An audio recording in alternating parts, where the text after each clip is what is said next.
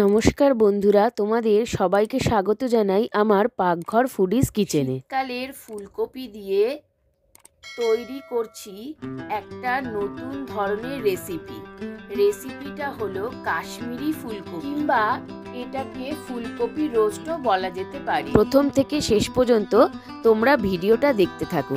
চলো এবার আমরা রেসিপিটা শুরু করি।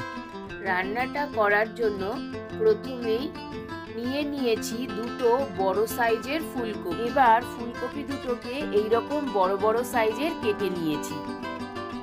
তারপর একটা বাটিতে জল আর সামান্য নুন নিয়ে তাতে ফুলকপির টুকরোগুলোকে কিছুক্ষণের জন্য ভিজিয়ে রাখছি।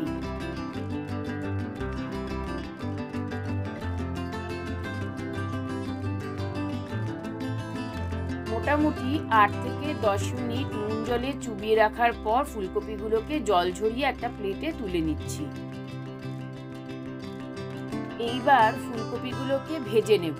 তার জন্য গ্যাসে কড়াই বসিয়ে তাতে দিয়ে দিচ্ছি পরিমাণ মতো সাদা তেল।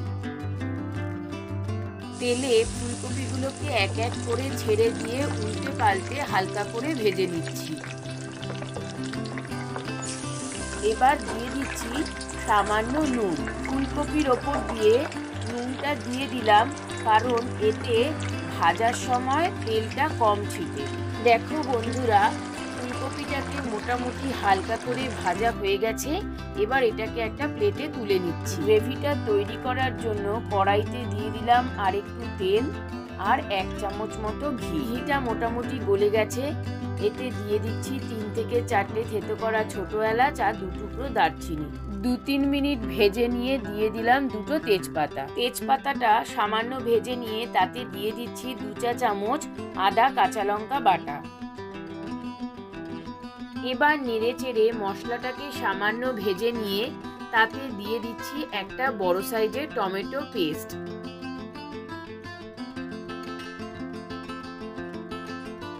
এরপর দিয়ে দিচ্ছি 2 চা চামচ মতো ঘরে তৈরি করা একটা বাটা মশলা। এতে আছে কাজু বাদাম, আমন্ড বাদাম, সাদা তিল আর পোস্ত।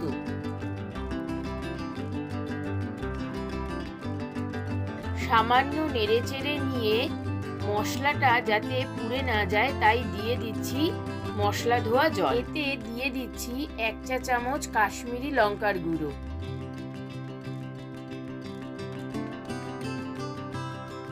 মশলাটাকে 2 থেকে 3 মিনিট ধরে ভালো করে নেড়েচেড়ে কষিয়ে নিচ্ছি।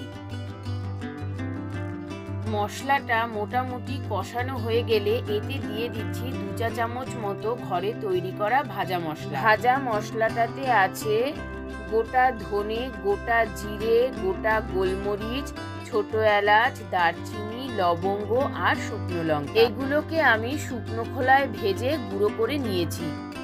মশলাটাকে ভালো করে মিশিয়ে নিয়ে দিয়ে দিচ্ছি 1 ঢাকনা কেওড়া জল, 1 ঢাকনা গোলাপ জল।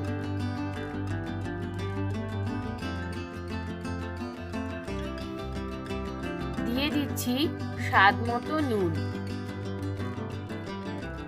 নেড়ে চেড়ে নুনটা মিশিয়ে নিয়ে দিয়ে দিচ্ছি 1 চা চামচ চিনি। যেহেতু রান্নাটাতে টক দই ব্যবহার করেছি তাই স্বাদটাকে ব্যালেন্স করার জন্যই চিনিটা ব্যবহার করেছি। মোটামুটি 5 মিনিট মতো ভালো করে নেড়েচেড়ে মশলাটাকে কষিয়ে নিয়েছি।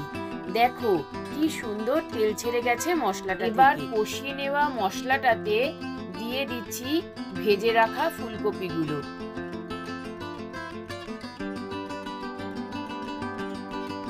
ফুলকপিগুলোকে ভালো করে নেড়েচেড়ে মশলার সাথে মিশিয়ে নিয়ে দিয়ে দিচ্ছি মশলা ধোয়া জল।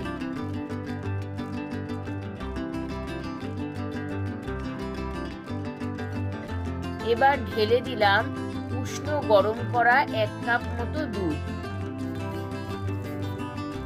ভালো করে নেড়েচেড়ে নিয়ে ঢাকনাটা চাপা দিয়ে দিলাম একটু দমে রাখার জন্য।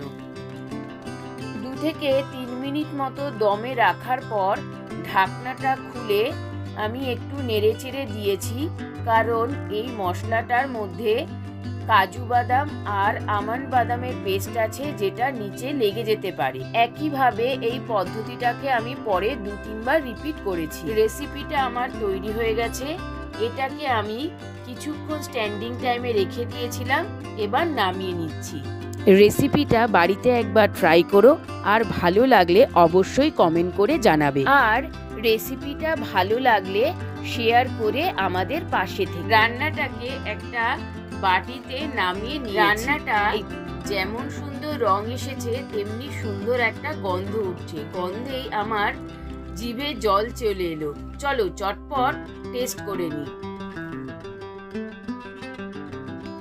টেস্ট করে দেখলাম রান্নাটা দারুণ হয়েছে। Thanks for watching. Please subscribe my channel Pakghar foodies kitchen and press the bell icon. সবাই তোমরা খুব ভালো থেকো আর আমার রেসিপিগুলো দেখতে থাকো। Thank you.